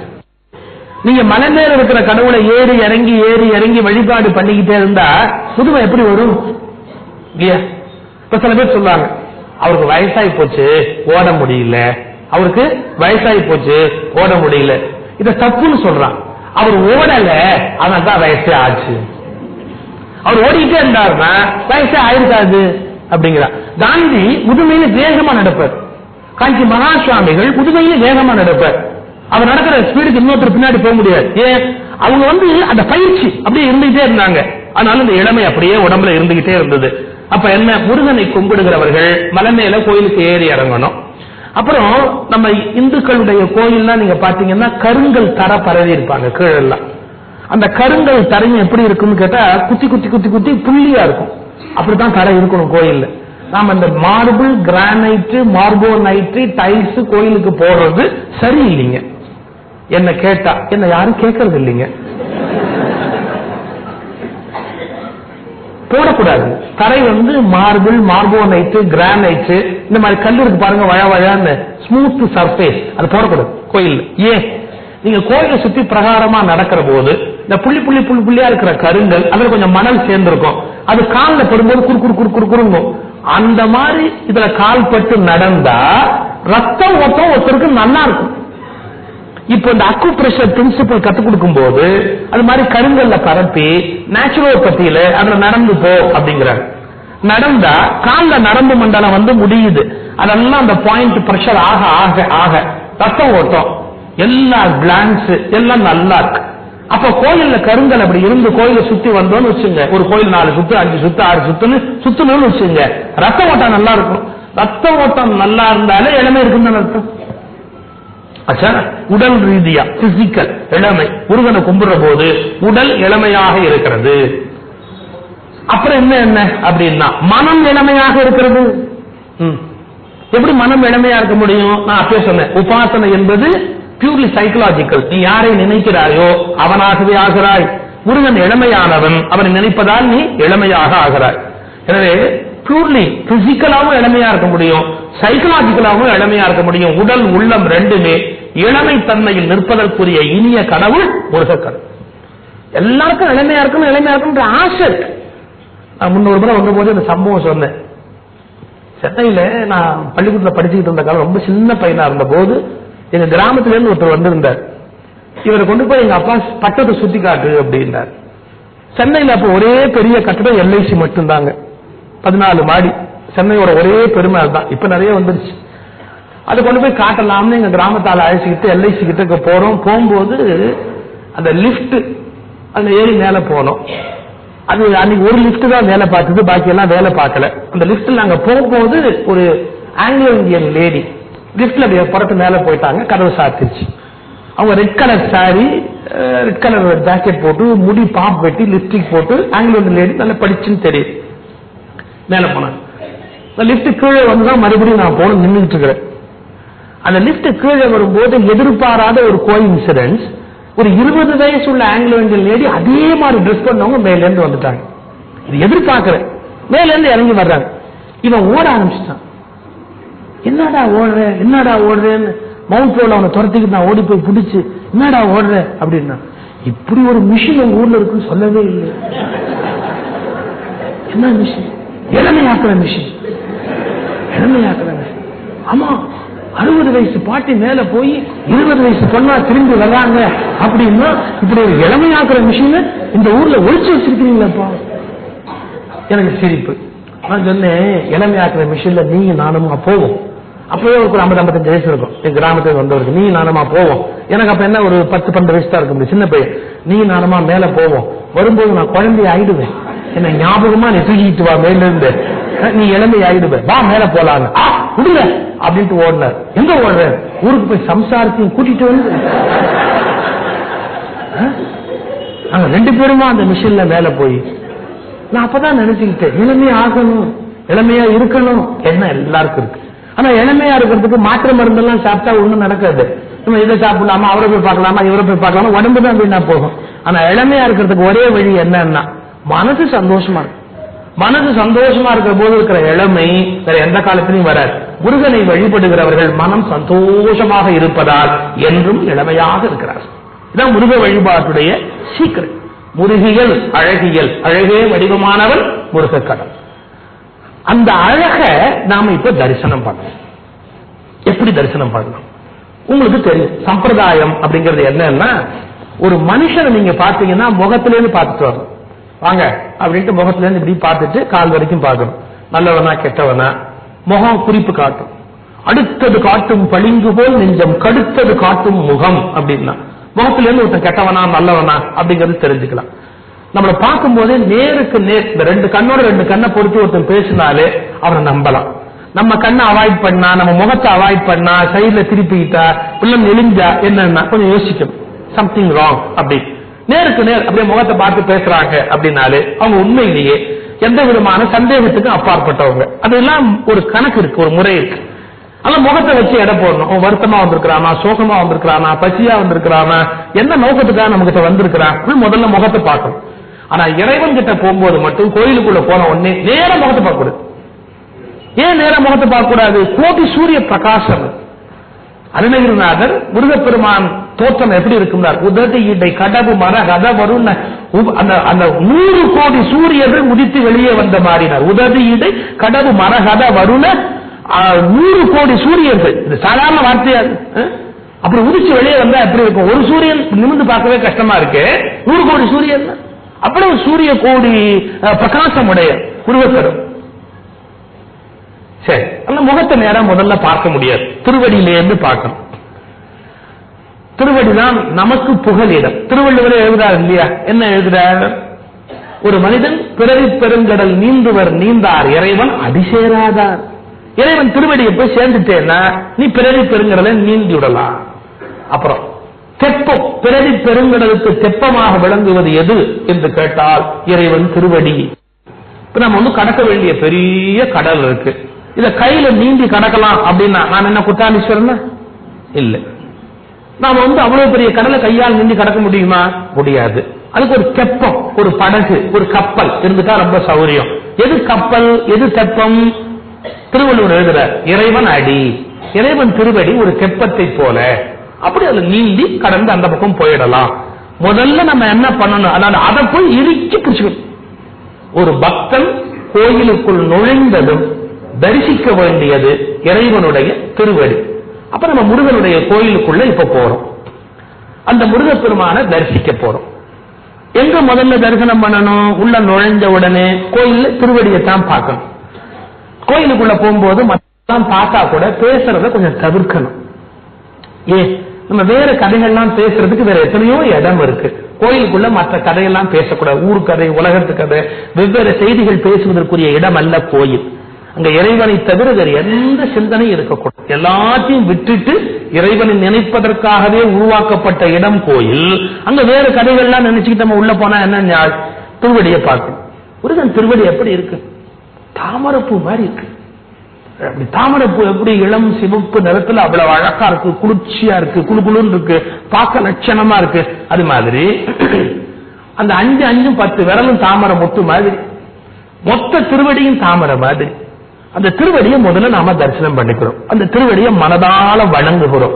திருவடியை எப்படி கும்பிடுறது, அது எப்பேற்பட்ட திருவடின்னு புரிந்து கொண்டு கும்பிடுவான். அந்த திருவடி எப்படிப்பட்ட திருவடியா? கந்தர் அலங்காரத்துல சத்குரு அருணகிரிநாத சுவாமி அந்த திருவடியை பற்றி சொல்றார். தாவடி ஓட்டும் மயிலிலும் அவர்கள் தலையிலும் எந்தன் பாடியட்டிலும் பட்டது. தாவடி ஓட்டும் மயிலிலும் தேவர்கள் தலையிலும் எந்த அடியத்திலும் பட்டது. எது? அந்த திருவடி, இறைவனுடைய திருவடி. 3 இடம் சொல்றார். அந்த திருவடி எங்கெங்க பட்டுச்சுன்னு 3 இடம் குறிப்பு சொல்றார். இப்போ முருகன் மயில் மேல இப்படி ஏறி உட்கார்றாருன்னு வச்சுங்க, மயில் மேல படுமா படாத? கால் மயில் மேல படாம இருக்க முடியுமா? ஏறி உட்காரும் போது மயில்ல பட்டுச்சு. மயிலை விட்டு இறங்கி முருகப்பெருமான் இறங்கி வரலாம்னு வந்தா யார் குறுக்க வந்து நிக்கிறா? தேவர்கள் வந்து பட்டுக்கிறாங்க வரிசையா. அப்ப தேவர்கள் தலையில அந்த திருவடி படுவது தவிர்க்க முடியாது. எல்லாம் தலையை வச்சுக்கிறான், உன் காலை மேல படணும் அப்படின்னு வந்து நிக்கிறான். தேவர்கள் தலையில பட்டுச்சு. ஆனா இது 2 இயல்பாக வேறு வழி இல்லாமல் பட்டது. மயில்ல பட்டுச்சு, ஏறும்போது மயில்ல பட்டுச்சு, இறங்கும் போது தேவர்கள் தலையில பட்டுச்சு. ஆனா அவரா நடந்து வந்து உன்னை திருவடி வச்சாராம். எங்க? தன்னுடைய அருணகிரியாருடைய பாடல்கள் ஆகிய திருப்புகள்ல வலிந்து திருவடியை கொண்டு வந்து வச்சாராம். இப்படி 3 இடத்தில் முருகப்பெருமானுடைய திருவடி பட்டது. இதுக்கு வாரியார் சுவாமி ஒரு நயம் சொல்வார், ரொம்ப அழகான ஒரு நயம். 3 இடத்துல பட்டாலும் அருணகிரியார் பாட்டுல பட்டதுதான் விசேஷம். அதுக்கு ஒரு நயம் சொல்வார். ஒரு பெரிய முதலாளி கடையில் உட்கார்ந்து இருக்கிறார். அவருக்கு நிறைய தபால் வரும், நண்பட கேட்டு 4 கடிதம் வரும். அவருக்கு ஏற்கனவே செட்டில் பண்ண செக்கு டிராப்ட் வெளியில இருந்து வர வேண்டியது அது ஒரு பக்கம் வந்திருக்கும். வரவு செலவு எல்லாம் சேர்ந்து டேபிள்ல கிடக்கும். வரவுன்னா என்ன? வெளில இருந்து வர செக்கு. செலவுன்னா என்ன? கல்யாண பத்திரிகை, காது குத்து பத்திரிகை, நண்பட கேட்டு வந்த கடிதம், இதெல்லாம் செலவு. ஒரு பழுத்த வியாபாரி செலவை கையில் எடுப்பாரா, வரவை முதல்ல கையில் எடுப்பாரா? செலவுதான் முதல்ல கையில் எடுப்பார் நினைக்கிறீங்களா? மாட்டார். ஏன்? வரவு முக்கியம். ஆனா என்ன பண்ண முடியும்? அது இருக்கும். இந்த செலவு கணக்கு பண்ண பிரிச்சு தபாலாம் வச்சிருப்பாரு, வச்சிருப்பாரு. இந்த இதெல்லாம் செக் வந்துருச்சாப்பா, அந்த டிராஃப்ட் வந்துருச்சாப்பா, ரைட், எல்லாம் முதல்ல பேங்க்ல போடு, இன்னைக்கு கணக்குல போடு. ஏன்? ஒரு நாள் வட்டி வேஸ்ட் ஆயிடும், உடனே பேங்க்ல போடு. அப்படி ரப்பர் ஸ்டாம்ப் எடு அப்படிம்ப ஒரு கையெழுத்து போட்டு போட வேண்டியதுன்னு வச்சுங்க. அப்படிதான் ஒரு முக்கியமான கையெழுத்து போட்டு போட வேண்டியதுன்னு ஒரு சம்பிரதாயம் இருந்தா அந்த ரப்பர் ஸ்டாம்ப் எடு அப்படிம்ப. உங்களுக்கு தெரியுமா, ரப்பர் ஸ்டாம்பை எடுத்து வைக்கும் போது முதல்ல இது வரைக்கும் யாருக்குமே அது நேரா விழுந்ததா வரலாறு இல்லையா? ரப்பர் ஸ்டாம்ப் எடுத்து வச்சா, ரப்பர் ஸ்டாம்ப் வச்சா அது தலைமையில தான் வரும். அது கிடக்கும், எடுத்து ரப்பர் ஸ்டாம்ப் சட்டுன்னு வச்சு பார்த்தா பெருவாரியா தலைகீழா இருக்கும். உடனே என்ன பண்ணுவாங்க? திருப்பிடுவாங்க. இப்படி தலைகீழா இருக்கும். திருப்பிட்டு திருப்புறதுக்கு அப்புறம் கூட இது மாதிரி இதுல வைக்கிறதுக்கு பயப்படுவாங்க. ஏன்? திருப்புறதுக்கு அப்புறமும் ஒருவேளை தலைகீழா இருந்துட்டா அல்லது இங்கு திப்பி திப்பியா இருந்துட்டா இதுல ரப்பர் ஸ்டாம்ப் எப்படி வைக்கிறது அப்படின்னு திருப்பினதையும் மறுபடியும் அந்த ஒரு ரஃப் பேப்பர்ல வச்சு பார்ப்பாங்க. ரஃப் பேப்பர் எது? நண்பனை கேட்டு வந்த கடிதம் தான் ரஃப் பேப்பர். அது குத்து குத்து பார்ப்பாங்க. நேரா இருக்கு, இங்கு திப்பி திப்பியா இல்ல அப்படின்னு 2 தடவை கன்ஃபார்ம் பண்ணிட்டு அந்த ரப்பர் ஸ்டாம்ப் எடுத்து எங்க வைக்கிறாங்க? இந்த செக்ல, இந்த டிராஃப்ட்ல. ஏன்? இது ₹1,00,000, 50,000, ரொம்ப வேல்யூபிள் டாக்குமெண்ட். இல்ல ஏதோ ஒண்ணு அவர் கொடுக்க வேண்டிய வேல்யூபிள் டாக்குமெண்ட். அதுக்கு என்ன பண்றாரு? அந்த ரப்பர் ஸ்டாம்ப் தூக்கி ஒரு குத்து குத்துனார். இந்த ரப்பர் ஸ்டாம்ப முதல்ல 2 தடவை வேஸ்ட் பேப்பர்ல வச்சு பார்த்துட்டு அப்புறம் டாக்குமெண்ட்ல வைக்கிற மாதிரி முருகப்பெருமான அருணகிரியார் திருப்புகழ்ங்கிற டாக்குமெண்ட்ல திருவடியை வைக்கிறதுக்கு முன்னாடி 2 தடவை மயில்ல ஒரு தடவை, தேவர்கள் தலையில ஒரு தடவை வச்சு பார்த்துட்டு அப்புறம் திருப்புகழ வச்சார். திருப்புகழ் அவ்வளவு வேல்யூபிள் டாக்குமெண்ட். காவடி ஓட்டும் மயிலிலும் தேவர்கள் தலையிலும் எந்த பாடி எட்டிலும் பட்டது. எவ்வளவு அழகான ஒரு சந்திரலங்கார பாட்டு. அந்த பாட்டை சொல்லி திருவடியை பார்க்கணும். அப்புறம் முருகப்பெருமான் திருவடிக்கு இன்னும் என்ன பெரிய சிறப்பு இருக்கு? அந்த திருவடியை உத்து பாருங்க. திருவடியில என்ன இருக்கு? தண்டை, கிங்கினி, சதங்கை, சிலம்பு, இதெல்லாம் குழந்தைக்கு நகை போட்டு பாரு அப்படின்னு பார்த்து. அது சின்ன குழந்தைக்கு இது மாதிரி தண்டை, கிங்கினி, கொலுசு, சதங்கை இதெல்லாம் போட்டா அது ஒரு தனி அழகுதான். பெண்களுக்கு கூட கொலுசு இதெல்லாம் போட்டு விட்டுருக்காங்க. அது வந்து ஆம்பளையோட முன்னேற்பாடு. அவன் வராங்கிறதுக்கு ஒரு வார்னிங் முதலே வந்தா இது கொஞ்சம் சுதாரிச்சுக்குவான். அதுக்காக கொலுசு கிழிச்சு போட்டு விட்டு வரும்போது அவன் வரா அப்படிங்கறது இதெல்லாம் ஆம்பளைங்க பண்ண ஏற்பாடு. நான் சொல்லிட்டு என்னால முடிஞ்சது ஒரு 4 வீட்லயே கல்யாணா பண்ணி வச்சுட்டு போனோம்னா அது பெரிய வேலை நடக்கும். அப்படி அல்ல. கொலுசு வந்து அம்பிகை காலில் கிடக்கிற கொலுசு வந்து பஞ்சதசிங்கிற மந்திரம். அம்பிகையினுடைய ஸ்ரீவித்த வழிபாட்டுல பஞ்சதசிங்கிற மகாமந்திரம் கொலுசாக அவ காலில் கிடக்குது அப்படி. அதை பெண்கள் அணிந்து கொண்டு வருகிற போது சாட்சாத் லலிதாம்பிகை வீட்டில் நடக்கிறான்னு பொருள். அதுக்காக கொலுசு போட சொன்னாங்க பெண்களை. ஏன்னா அதான் அந்த வீட்டோட ஐஸ்வர்யம், அந்த வீட்டோட மங்கள பொருள் இல்லையா, அதனால கொலுசு கொடுத்தாங்க பெண்கள் அணியணும் அப்படி. அவ கலகலப்பா வரணும் அப்படி, முகத்துல கலகலப்பு இல்லாட்டியும் பரவாயில்ல, காலியாவது கலகலப்பு இருக்கட்டும் அப்படின்னு ஒரு கொலுசு போட்டு விட்டுருக்காங்க. இப்ப குழந்தைக்கு போட்டுக்கிறாங்க. ஏன் குழந்தை எப்பவுமே கலகலப்பா இருக்கும், இங்க இருந்து அங்க ஓடும், அங்க இருந்து இங்க ஓடும், அதான் குழந்தையோட இயல். நம்ம குழந்தைய ஒரு இடத்துல உட்காந்து வைக்க முடியாது, அதனால சொற்பொழிவுக்கெல்லாம் குழந்தைய கூட்டிட்டு வர முடியாது. இது ஒரே இடத்துல உட்காந்து கேட்கிற சமாச்சாரம், குழந்தைக்கு வந்து உட்காந்து கேட்காது, அது ஓடிக்கிட்டே இருக்கிற விஷயம், அங்கேயும் இங்கேயும் ஓடி ஆடி விளையாடுற பருவம். சரி, இப்போ முருகப்பெருமான் குழந்தை ஓடுறான், அவன் காலில் என்ன இருக்கு? தண்டயணி வெண்டையும் கிண்கிணி சதங்கையும் தங்கள சிலம்புடன் கொஞ்சவே. தண்டயணி வெண்டையும் கிண்கிணி சதங்கையும் தங்கள சிலம்புடன் கொஞ்சவே. எல்லாம் கொஞ்சுகின்றன, தண்டை கிண்கிணி சதங்கை சிலம்பு இவையெல்லாம் கொஞ்சுகின்றன. முருகப்பெருமானுடைய குழந்தை கால்களிலே இவை கொஞ்சுகின்றன. என்ன அழகு தெரியுமா? இவையெல்லாம் இருக்கின்றன எழுதி இருந்தா இது ஒரு பெரிய கவிதை இல்லை. தண்டை கிண்கிணி சிதங்கை இவையெல்லாம் முருகப்பெருமான் காலில் இருக்கின்றன. கோயில் எக்ஸிக்யூட்டிவ் ஆபீசர் லிஸ்ட் எடுத்தாருன்னு அர்த்தம். முருகனுடைய நகை நட்டெல்லாம் லிஸ்ட் எடுத்து கொலுசு தண்டை சிலம்பு அப்படின்னு கோயில் கணக்கு பிள்ளையோ எக்ஸிக்யூட்டிவ் ஆபீசர் லிஸ்ட் எடுத்த மாதிரி இருக்குமே ஒழிய அருகநாதன் திருப்புகளா இருக்காரு. கொஞ்சவே படம் பாருங்க, ஒரு வரி இருக்கவேங்கிறத கொஞ்சவே நான் பாருங்க, கவிதை வந்துருச்சு, பாயிட்ரி அங்கதான் பிறகு. ஒரு சொல் அது நகர்த்தி ஒரு சொல்ல வச்சீங்கன்னா கவிதை அபாரமும் உண்டாது. இன்னும் சரியா சொல்லட்டுமா, எந்த சொல்லை நகர்த்த முடியாதபடி ஒன்று உருவாகிறதோ அங்குதான் கவிதை உருவாகி இருக்கிறது. ஒரு சொல்ல நீங்க அப்படி நகர்த்தி அதான் வைக்க முடியாது, அப்படி வந்து ஒரு சொல் வந்து விழும், அப்பதான் முழுக்க கவிதை உருவாகி இருக்கிறது. அப்படி டாகூர் நிறைய கவிதை பாதி பாதி எழுதி வச்சிருக்காருங்க. இப்போ ஒரு கவிதைக்கு 8 வரி இருக்கணும்னா 6 வரி எழுதுவார். எப்படி தெரியுமா? 2 வரி எழுதியிருப்பார், நடுவு 2 வரி விட்டுருப்பார், திரும்ப 2 வரி எழுதியிருப்பார். டாகூரை கேட்கிறாங்க, இதெல்லாம் ஃபில் பண்ணக்கூடாதா, புஸ்தகமா போல? ஏன் வரலப்பா, அந்த வரி அங்க வரல, என்ன தொந்தரவு பண்ணாத அப்படின்னு. ஏன் எங்கிருந்தோ வருதான் அவருக்கு அந்த வரி, தான் எழுதலையா, வரலப்பா நான் எப்படி எழுதுவேன்? இல்ல நீங்க எழுதி கொடுங்க, புஸ்தகமா போடலாம் அப்படி. அப்படி புஸ்தகமா போட்ட போது இந்த 2 வரி பார்த்தா டாகூர் கவிதை மாதிரியே இல்லையே. அப்ப அந்த கவிதைக்கு எவ்வளவு பெரிய மரியாதை பாருங்க. அந்த சொல் அப்படி இருக்கணும், அந்த இடத்துல இருந்து எடுத்துட்டு இன்னொரு சொல் வைக்க கூடாது. இப்ப இங்க கல்லை பேத்துட்டு கல்லை வச்சிட முடியும், இந்த வைர மோதிரம் கட்டினா அதை எடுத்துட்டு இன்னொரு கல் வைக்க முடியுமா? முடியாது. செங்கல்ல பேத்துட்டு வைக்கலாம், அந்த பேத்து திரும்ப அதே இடத்துல அதே மாதிரி கல் வைக்க முடியாது. பாட்டுல ஒரு சொல்ல பேத்துட்டு இன்னொரு சொல் வைக்க முடியாதபடி பாட்டு அமைஞ்சாதான் அது நல்ல மகோன்னதமான கவிதை. இப்ப என்ன சொல்றார்? தண்டை கிண்கிணி சதங்கை சிலம்பு இவை ஒன்றோடு ஒன்று கொஞ்சுகின்றன. கொஞ்சுகின்றன என்ன கொஞ்சுகின்றன? நம்ம வீட்டுல ஒரு விசேஷம் அப்படின்னு சொன்னா நிறைய உறவு குழந்தைகள்லாம், அது அப்பாவுக்கு சஷ்டியப்த பூர்த்தின்னு கற்பனை பண்ணுங்க. 60 வயசு, அப்பாவுடைய சஷ்டியப்த பூர்த்தி, அன்புள்ள பிள்ளைகள்லாம் நடத்தி பார்ப்பாங்க. அன்புள்ள பிள்ளைகள்லாம் நடத்தி பார்ப்பாங்க. பழைய காலத்துல ஒரு 4-5 பெற்றது, அதுக்கு தான் ஒண்ணு இல்லாட்டி ஒண்ணு அன்பா இருக்காதா அப்படி அப்படி ஒரு எதிர்பார்ப்பு இருந்தது. இதை ஒண்ணு விட்டாலும் ஒண்ணு ரொம்ப பாசமா இருக்கும் அப்படி. இந்த எல்லா பிள்ளைகளும் சேர்ந்து அந்த காலத்துல 7-8 பிள்ளைங்க சஷ்டியத்தை பூர்த்தி. அப்பா எப்படி இருக்கும் வீடு? கலக்கல கலக்கலன்னு இருக்கும். பெரிய மகளோட வந்திருப்பான், சமயத்துல வந்து அவளுக்கு புள்ள பிறந்திருக்கும், கல்யாணம் ஆகி 3 தலைமுறை பார்த்தவங்களா இருக்காங்க. அவ்வளவு சீக்கிரம் கல்யாணம் பண்ணி கொடுத்து பொண்ணோட பொண்ணு பிள்ளை வந்தவங்களா இருக்காங்க. வீடு அப்படியே கலக்கலன்னு இருக்கும். அப்ப பாத்தீங்கன்னா அண்ணன் தம்பி எல்லாம் அவங்கவுங்க பிள்ளைய கூட்டு வந்தா ஒரு 3 வயசுல ஒரு புள்ள இருக்கும், 2.5 வயசுல ஒண்ணு இருக்கும், 2 வயசுல ஒண்ணு இருக்கும், எல்லாம் சேர்ந்து வீட்டையே உண்டு இல்லையா. வீடு எப்படி இருக்கும்? நான் ஃப்ரிட்ஜுக்குள்ள இருந்து ஒண்ணு வெளியே வரும். ஏன்டா போன ஐஸ்கிரீம் சாப்பிடறதுக்கு போறேன், அது வெளியே வச்சா உருகி போகுது இல்ல, உள்ள உட்காந்து சாப்பிட்டா உருகாம சாப்பிடலாம், அதான் ஃப்ரிட்ஜுக்குள்ள உட்காந்து இருந்தேன் அப்படின்பா ஒரு பையன். இன்னொரு பையன் எங்கடா காணும், அவன் எங்கடா, அவன் டிவி போட்டுக்குள்ள போயிருக்கான். எதுக்குடா அங்க போனான்? உள்ள உட்காந்து 6 பாடுறான்னு பாட்டு போயிருக்கான். அப்படி ஒண்ணு ஒரே அமக்கள பழங்கல இருந்து இறங்கி வரும்.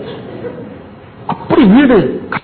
2.25 வயசு 3 வயசு ஒண்ணு குத்தும், ஒண்ணு கண்ணு இப்படி வரல விட்டு ஆட்டி பார்க்கும், எல்லாம் ஒரே அமக்களமா இருக்கும். ஆனா அதான் சந்தோஷம். வீடு அப்படி இருக்கும், சந்தோஷமா இருக்கும். இப்பெல்லாம் எந்த வீட்டுல அப்படி இல்லை, ஒன்னே ஒண்ணு கருவேப்பிலை போகுது மாதிரி ஒண்ணு. அவனுக்கு எப்படின்னு கேட்டீங்கன்னா வீட்டுக்கு விருந்தாளி யாரும் வரவே கூடாது. அப்பா அம்மா தன்னோட பேசணும், வேற யாரோடையும் பேசவே கூடாது. யாராவது வீட்டுக்கு விருந்தாளி வந்துட்டா இப்ப பையன் ஜாட காட்டுவான், அவன் எப்ப போவான், ஒன்னு அப்பா கேட்பார், உனக்கு என்ன கழுத்தா இருக்கலாம் போகல. அவன் ஏன் போகணும்? அப்பா ஜாலியா கேட்பான். டிவி பார்க்க முடியலையா? இடத்துல அப்பா இருக்க. கடைசியா பையன் கேட்பான், நீ ஏன் அனுப்புறியா? நான் வந்தா ஒத்த பிள்ளை பெற்றவங்க நல்லா பாருங்க, வீட்டுக்கு ஒரு விருந்தாளி வந்தா ரெஸ்ட்லெஸ் ஆயிடு, ஒரு மாதிரி நெர்வஸா இருப்பேன், யாரோடையும் பழக மாட்டேன், யாரும் இருக்கக்கூடாது வீட்டுல, யாரும் வரக்கூடாது. நாமெல்லாம் அப்படி இல்ல, மாமா நம்ம வீட்டுல எல்லாம் ஒன்னு விட்டு பெரியப்பாலாம் வந்து உட்கார்ந்து இருக்காரு, அப்புறம் 2 விட்டு பெரியப்பா, அது போயிட்டே இருக்கு உறவுக்கு. சமயத்துல சில வீட்டுல சில பாட்டி உட்காந்து யாருன்னா எங்களுக்கு தெரியாது, ரொம்ப நாளா இங்கே இருக்கிற பாட்டிக்கு அது எடுத்துட்டு போல விட்டுட்டு அந்த பாட்டியை பரவாயில்ல. இப்படிலாம் பல பேர் வீட்டுல வந்து தெரியுங்களா, அது பாட்டுக்கு இருக்கு, அது பாட்டு ஏன் என்னன்னு தெரியாது. இது எங்க பாட்டியை பார்க்க வந்த பாட்டி திரும்ப போகாம இங்கேயோ உட்காந்துருச்சு, யாருமே இல்லை, நாங்க சரி இருக்கட்டும் அப்படின்னு இருந்தோம். அது விட்டு எல்லா வேலையும் செஞ்சுக்கிட்டு இப்படியே இருந்துருச்சு, இங்கே இருந்துருச்சு, அது எங்க போவோம் பாவம். இப்படிலாம் வச்சிருந்தாங்க ஒருத்தர் வீட்டுல. இப்ப எல்லாம் ஒண்ணு கிடையாது, ஒரு 7-8 பேர் அண்ணன் தம்பி, அதெல்லாம் குழந்தைங்க பேரன் பேசி எப்படி இருக்க. ஒரு 60 கல்யாணம் பண்ணா அப்படி 60 கல்யாணம் பண்ணாதான் 60 கல்யாணம் மாதிரி இருக்கும், அது ஒரு தனி சந்தோஷம். அப்ப இந்த 2.25 வயசு 2.5 வயசு ஒன்னோட ஒண்ணு கொஞ்சம் பாருங்க, அந்த இடத்துக்கு தான் வரேன். ஒன்னோட ஒண்ணு கொஞ்சம் எப்படி இருக்குன்னு தெரியுமா? இந்த 2.25 வயசு 2.5 வயசு பார்த்தோம், பாப்பா இது ரொம்ப தாத்தா, அது பாப்பா அப்படின்னு. அந்த 2.5 வயசு 2.25 வயசை பார்த்து பப்பா, பாப்பாவோட வயசு கம்மியா, அப்பா இன்னொன்னு பா, அவ்வளவுதான், அதோட கம்மி, அதாவது பா. இது பேசிக்கிட்டு ஆடிக்கிட்டு விளையாடிக்கிட்டு இருக்கோம். இதை ஒரு ஆச்சரியம் சொல்லட்டுமா? குழந்தைங்க ஒண்ணு கொஞ்சறத நீங்க எப்பாவது தள்ளி நின்று பார்த்திருக்கீங்களா? குழந்தைங்க ஒண்ணு கொஞ்சறத கொஞ்சம் தள்ளி நின்று பார்த்திருக்கீங்களா? ஏன் நாம குழந்தைய கொஞ்சம்னு வச்சுங்க, ரொம்ப ஸ்டேலா நமக்கு கற்பனையே பத்தாது. நாம குழந்தைய கொஞ்சறதா இருந்தா ஒரு 7-8 வசனம் நமக்கு தெரியும். என் ராஜா, என் கண்ணு, என் செல்லம், என் பட்டு, என் தங்கம், ஆஃப் ஆயிடுச்சு.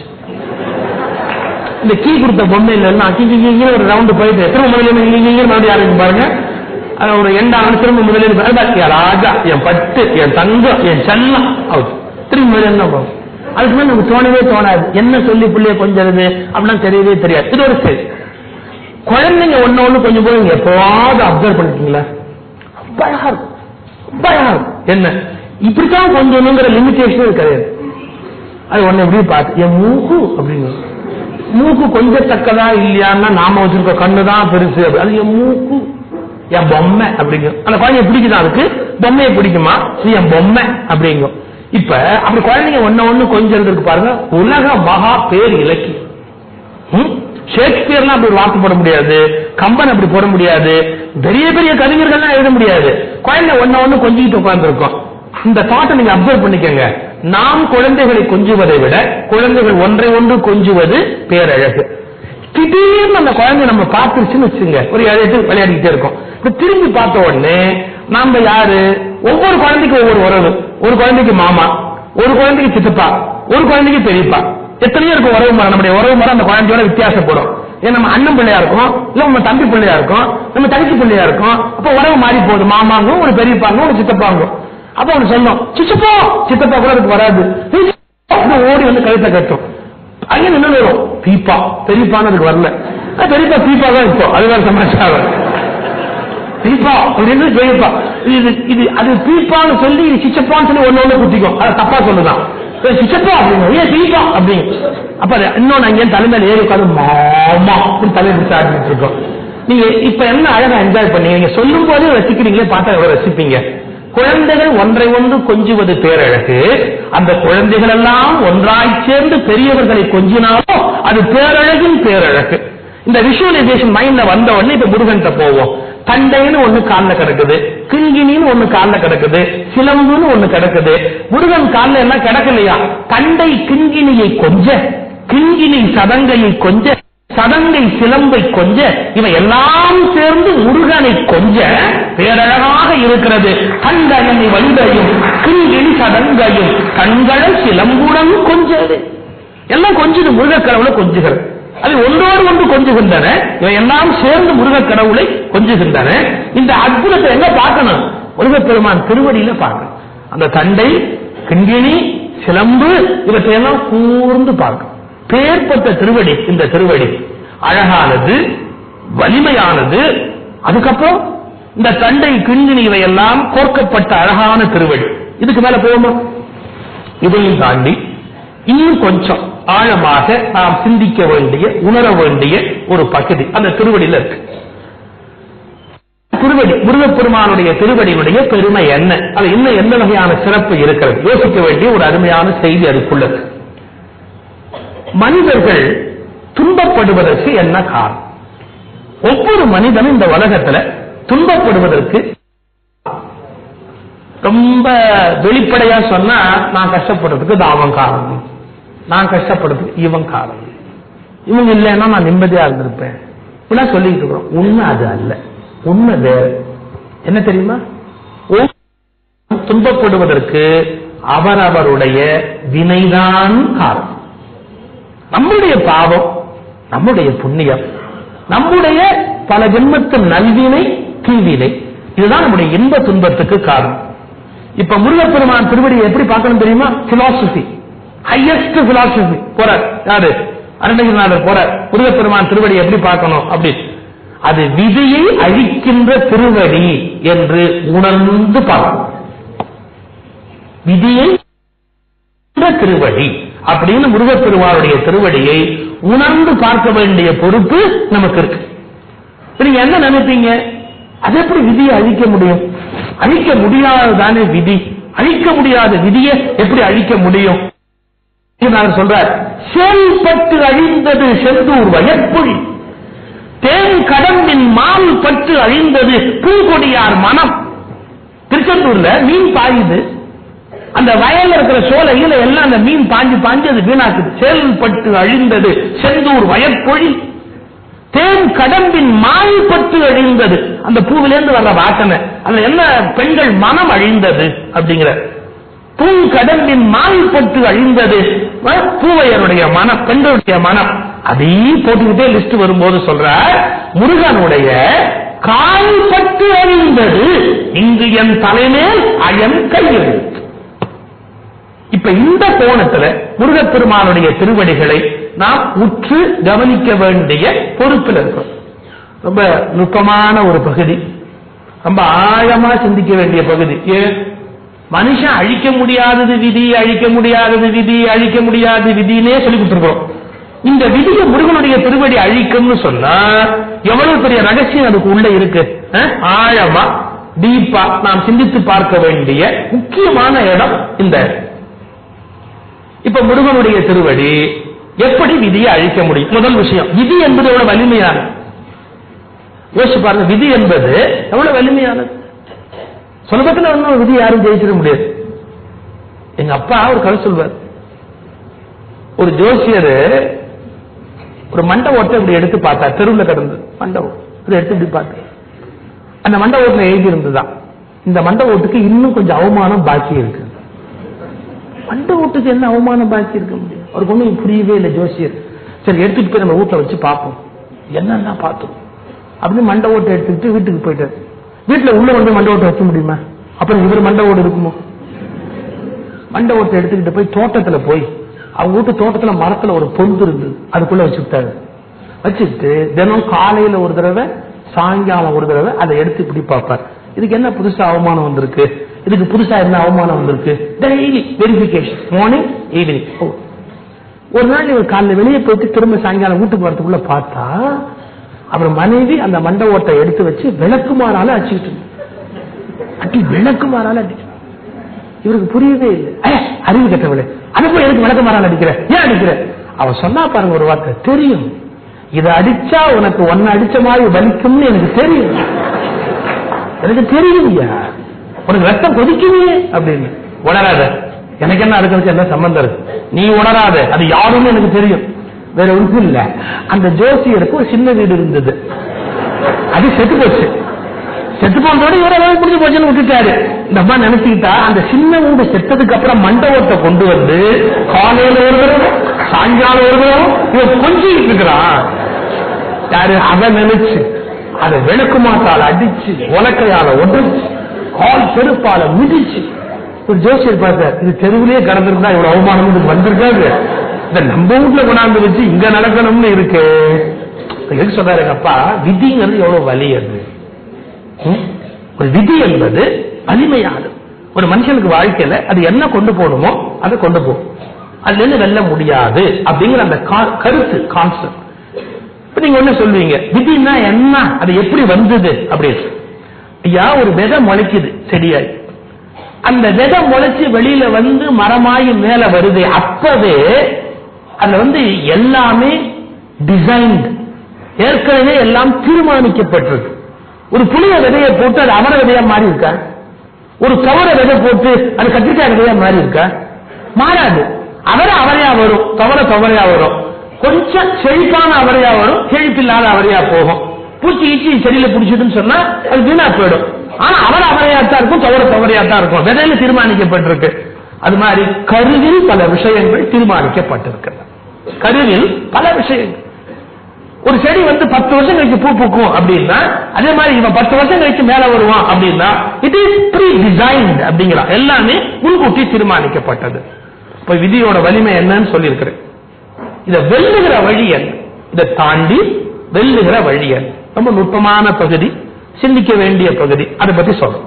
நான் என்ன செய்தி உங்களுக்கு சொல்லிக் கொண்டிருந்தேன்? விதி வலியது, வெல்ல முடியாதது, எல்லாம் ப்ரீ டிட்டர்மைன்ட், ப்ரீ டிசைன்ட், ஏற்கனவே வடிவமைக்கப்பட்டது. ரைட். ஆனா அதை அழிக்கலாம்னு சொல்ற யாரு? அருணகிரிநாதர் சொல்ற. எப்படி அழிக்கிறது? கால்பட்டு அழிந்தது இங்கு என் தலைமேல் அயன் கையெழுத்து.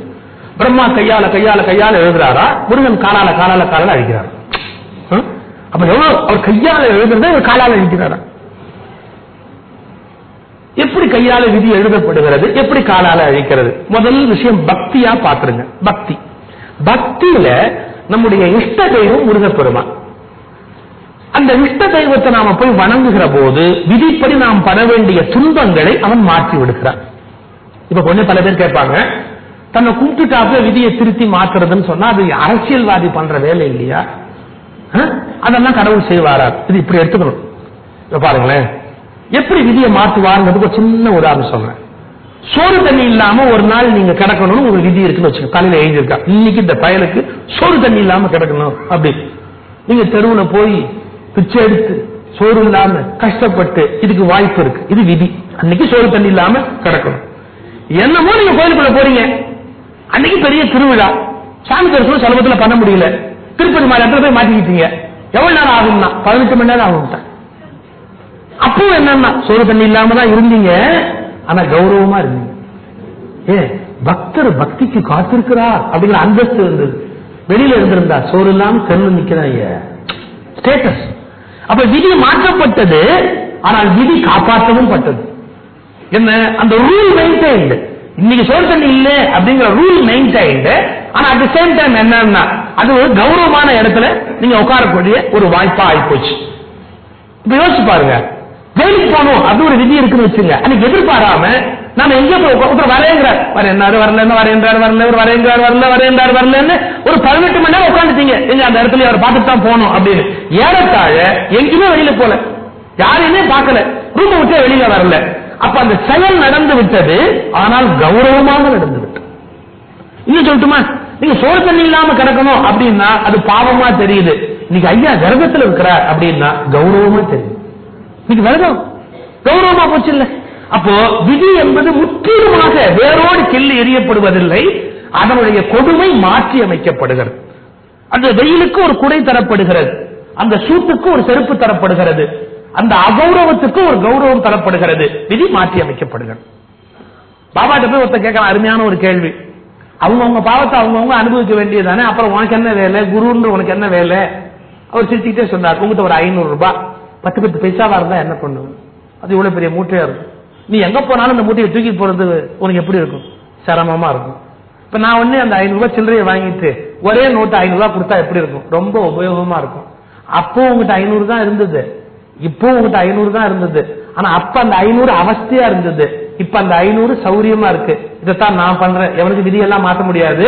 அவன் என்கிட்ட வர வரைக்கும் அசௌரியமா இருக்கிறான், வந்துட்டானா சௌரியமா இருக்கிறான். அதே விதி அப்படியே அவங்ககிட்ட இருக்கு. நீங்க அவர்கிட்ட போயிட்டாலும் டயபெட்டிக் இல்லாம போயிடுச்சா? போயிட்டாப்ல ஆஸ்துமா இல்லாம போயிடுச்சா? இருக்கு. பட் நீங்க அதை பட்ட கஷ்டத்தை இப்ப படல. விதி எப்படி அழியுதுன்னா கஷ்டம் இருக்கு, ஆனா உங்களுக்கு அது கஷ்டமா தெரியல. போதாத கஷ்டம் அப்படியே தான் இருக்கு, ஆனா உங்களுக்கு அது கஷ்டமா தெரியல. போதாத நம்ம மனோபாவம் மாறி போச்சு, அதுவே பெரிய விஷயம் இல்லையா? இது ஒரு ஆங்கிள். விதி அழிக்கப்படுவதற்கு இது ஒரு விளக்கம். பக்தி, எந்த தெய்வத்தை நீங்கள் கும்பிடுகிறீர்களோ அதனுடைய ஆற்றலாலே அந்த விதி செயலிழந்து விடுகிறது. புரிஞ்சு போச்சா? இது ஒரு கணக்கு. செயல்பட்டு அழிந்தது, கால்பட்டு அழிந்தது, இது ஒரு கணக்கு. இப்ப நான் ரொம்ப நுட்பமான ஒரு பகுதிக்கு டிராவல் பண்ண போறேன். ரொம்ப நுட்பமான பகுதி. விதி என்பது எங்கெங்க வேலை செய்யும் தெரியுமா? உடல் உள்ளம் ரெண்டுலயும் வேலை செய்யும். அது வர முடியாத ஒரு இடம் இருக்கு தெரியுமா? உடலுக்குள்ளேயும் உள்ளத்துக்குள்ளேயும் அது என்டர் பண்ணி விதி வேலை செய்ய முடியும். ஆனா அது என்டரே பண்ண முடியாத ஒரு ஸ்பேஸ் இருக்கு, ஒரு இடம் இருக்கு. அது என்டரே பண்ண முடியாத ப்ரோஹிபிட்டட் ஏரியா. ஒவ்வொன்றுக்கும் ஒரு ப்ரோஹிபிட்டட் ஏரியா மாதிரி நம்முடைய வினை என்ற விதிக்கு ஒரு ப்ரோஹிபிட்டட் ஏரியா இருக்கு. என்ன? ஆத்மா. ஆத்மாங்கிறது நெருப்பு, அதுக்கு முன்னாடி போக முடியாது. ஏன்? ஆத்மாவுக்கு இன்ப துன்பம் இல்லை, ஆத்மாவுக்கு நிறம் குணம் பேதங்கள் இல்லை, ஆத்மா வாளால் வெட்டப்பட முடியாதது. உங்களுக்கு படிச்சிருக்கீங்க பகவத்கீதையில. அப்ப ஆத்ம குணமுடையவர்களை விதி ஒண்ணுமே பண்ண முடியாது.